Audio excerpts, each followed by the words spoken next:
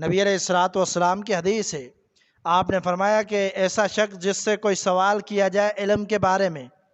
اور وہ جانتا بھی ہو اور پھر چھپا لے، فرمایا الجم یوم القیامت بلجام من النار، کل قیامت کے دن اس کو آگ کا لگام پہنایا جائے گا۔ نحمدہ ونصلی ونسلم علی رسولہ الکریم، اما بعد فاعوذ باللہ من الشیطان الرجیم، بسم اللہ الرحمن الرحیم۔ ان الذین یکتمون ما انزلنا من البینات والہدی، بے شک وہ لوگ جو چھپاتے ہیں جو ہم نے نازل کیا من البینات والہدی، واضح دلیلوں اور ہدایت میں سے، من بعد ما بیناہ للناس فی الکتاب، بعد اس کے کہ جو ہم نے بیان کر دیا لوگوں کے لیے کتاب میں، اولئک یلعنہم اللہ، یہی لوگ ہیں کہ ان پر اللہ کی لعنت ہے، ویلعنہم اللاعنون، اور لعنت کرنے والوں کی لعنت ہے۔ اس آیت سے مراد یہودی ہے اور کتاب سے مراد تورات کی کتاب ہے، جو سیدنا موسیٰ علیہ السلام کو تورات دی گئی تھی کہ اس تورات کے ذریعے لوگوں کو ہدایت دینی تھی اور ہدایت کی باتیں سنانی تھی، لیکن بعد میں یہودیوں نے چھپانا شروع کر دی علم کی باتیں، یعنی جو ان کے خلاف ہوتی، جو ان کے شریف یعنی بڑے اور وڈیرے امیروں کے خلاف ہوتی، اس بات کو، اس مسئلے کو چھپا دیا کرتے تھے۔ تو اللہ تعالیٰ نے فرمایا کہ یہ جو چھپاتے ہیں واضح دلائل کو اور ہدایت کی واضح باتوں کو جاننے کے باوجود، جو ہم نے کتاب میں کھول کھول کر بیان کر دی، پھر بھی چھپاتے ہیں، فرمایا ایسے لوگوں کے لیے اللہ کی طرف سے لعنت ہے اور لعنت کرنے والوں کی لعنت ہے۔ چاہے کوئی بھی لعنت کرے، ان کے لیے وہ لعنت صادق آتی ہے اور ان کے لیے وہ لعنتی بن گئے جو تورات کی باتوں کو چھپاتے ہیں۔ نبی علیہ الصلوۃ والسلام کی احادیث میں اس کی بہت ساری مثالیں ملتی ہیں۔ یہ لعنت کیا چیز ہے؟ حقیقت میں لعنت کا معنی ہوتا ہے دور ہو جانا، دور ہو جانا، دوری اختیار کر لینا۔ تو جو بندہ لعنتی ہو گیا وہ اللہ سے دور ہو گیا۔ اس کی یہ تفسیر اور معنی کی گئی ہے کہ جو لعنتی ہو گیا وہ اللہ سے دور ہو گیا، اور جو لعنت زدہ عمل کرنے والا ہے اس کے بارے میں یہ ہے کہ وہ شخص اللہ کی رحمت سے بھی دور ہو گیا۔ یہ سمجھیں کہ یہ دونوں ایک دوسرے کے ضد ہیں، لعنت اور رحمت، لعنت اور رحمت ایک دوسرے کے ضد ہے۔ جس پر لعنت ہو گئی اس پر اللہ کی رحمت نہیں ہو سکتی، جس پر رحمت ہو گئی وہ لعنتی نہیں ہے، وہ تو اللہ کی طرف سے رحمت والا ہے، برکتوں والا ہے۔ تو اس لیے ایسے امور سے بچنا چاہیے کہ جس سے لعنت برسی ہے، اور یہ حکم عام ہے۔ اگرچہ یہ آیت یہود کے لیے ہے کہ یہودیوں نے ایسا کیا، تورات کی باتوں کو چھپایا، لیکن یہ مسئلہ عام ہے۔ اس امت کے لیے بھی یہی حکم ہے، جو چھپائے گا وہ لعنت زدہ ہوگا۔ نبی علیہ الصلوۃ والسلام کی حدیث ہے، آپ نے فرمایا کہ ایسا شخص جس سے کوئی سوال کیا جائے علم کے بارے میں اور وہ جانتا بھی ہو اور پھر چھپا لے، فرمایا الجم یوم القیامت بلجام من النار، کل قیامت کے دن اس کو آگ کا لگام پہنایا جائے گا۔ یعنی ایسا عالم، ایسا مولوی، ایسا دین والا جو صرف اپنے مقصد کی خاطر اپنے آپ کو سرخرو کرنے کے لیے اور اپنے آپ کو چھپانے کے لیے دین کو چھپاتا ہے، تو اس کے لیے اتنی سخت سزا شریعت نے مقرر کی ہے کہ اس کو آگ کا لگام پہنایا جائے گا۔ تو علم جاننے کے باوجود چھپانا نہیں چاہیے۔ اس میں آیت میں یہی حکم دیا گیا ہے اللہ تعالیٰ کی طرف سے۔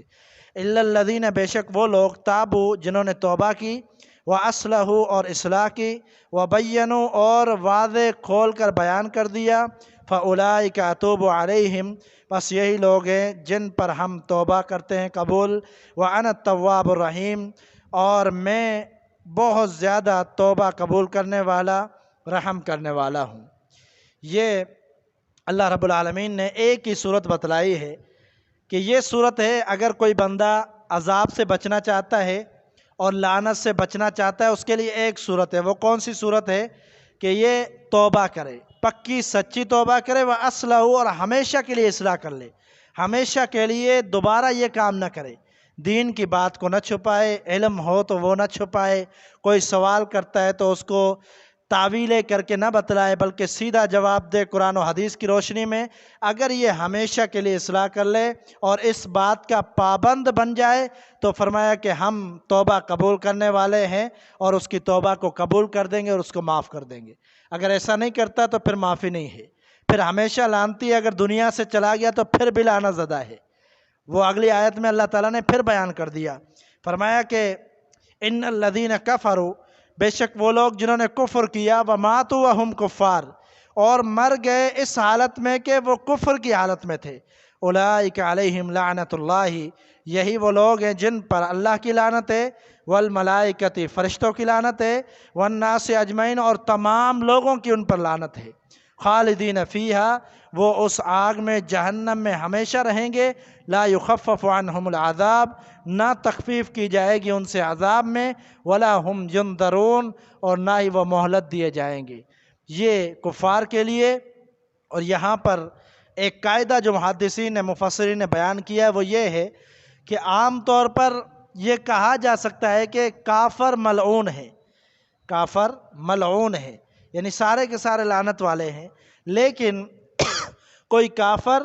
یا لعنت والا عمل کرنے والا، بہت ساری احادیث کے اندر ایسے اعمال بتلائے گئے ہیں کہ جن کی وجہ سے اللہ کی لعنت برسی ہے، تو اس طرح کرنے والا یا کوئی ایسا کافر ہے جو دنیا میں موجود ہے اور زندہ ہے، تو ایسے منتخب کر کے کسی کو مخصوص کر کے لعنت زدہ نہیں کرنا چاہیے، بلکہ یہ کہہ سکتے ہیں کہ کفر کرنے والے جتنے بھی کافر ہیں وہ لعنتی ہیں، اور یہ کہہ سکتے ہیں کہ یہ عمل کرنے والا شخص لعنتی ہے،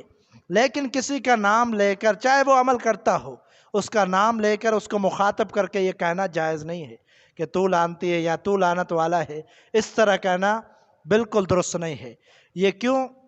اس لیے کہ اس کی ایک وجہ ہے، ہو سکتا ہے کہ یہ زندگی کے کسی موقع پر اللہ سے توبہ کر لے،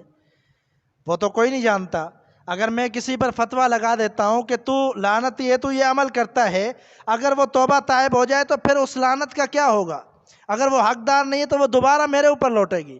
تو اس لیے یہ شریعت کا قاعدہ ہے، کسی کو مخصوص کر کے لعنتی نہ کہو اور کسی کو مخصوص کر کے کافر نہ کہو۔ کیوں؟ اس لیے کہ آپ کے پاس مثال ہیں، دلائل بہت سارے موجود ہیں۔ اکرمہ بن ابی جہل رضی اللہ تعالیٰ عنہ اور سیدنا ابو سفیان رضی اللہ تعالیٰ عنہ، یہ آخری موقع پر، فتح مکہ کے موقع پر مسلمان ہوئے، کتنا وقت وہ جو ہے دین کی مخالفت کرتے رہے، اور ان کو مخصوص کر کے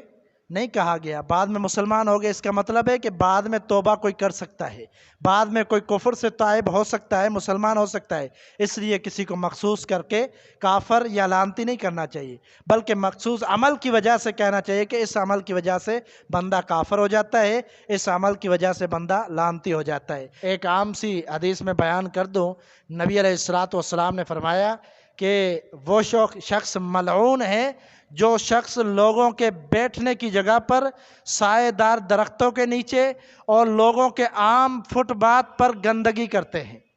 یعنی جو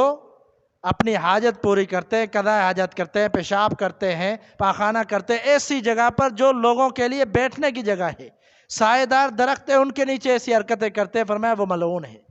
اس طرح کی بہت ساری مثالیں ہیں۔